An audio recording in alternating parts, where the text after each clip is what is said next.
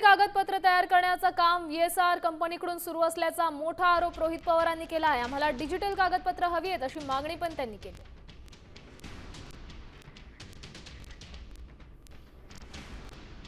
उशीर चाललाय ना, त्याचा पुढे जाऊन मी पुरावे देणार आहे ना, त्याच्या शेवटच्या बाजूला तर खूप वेगळे पुरावे त्याच्यामध्ये आहे।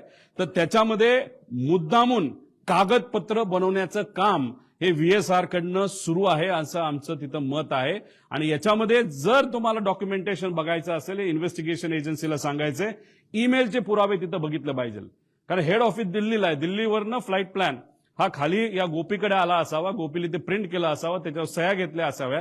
त्यामुळे फ्लाईट प्लॅन आणि हे सगळे डॉक्युमेंट आहेत, हे कागदी डॉक्युमेंट न घेता सीसीटीव्हीच्या खाली केलेले त्या तारखेचा सीसीटीव्ही असणारे, नाहीतर ईमेलचं प्रूफ त्याच्यामध्ये बघा। हे जे कागदपत्र आता ते सगळे मॅन्युप्युलेट करतील एका खोलीमध्ये बसून, कुपा करून कागदाला कागद जोडण्याचा प्रयत्न त्या ठिकाणी फक्त करण्यासाठी करू नका। डिजिटल प्रूफ आम्हाला पाहिजे, ही मागणी आमच्या महाराष्ट्रातल्या लोकांची आहे।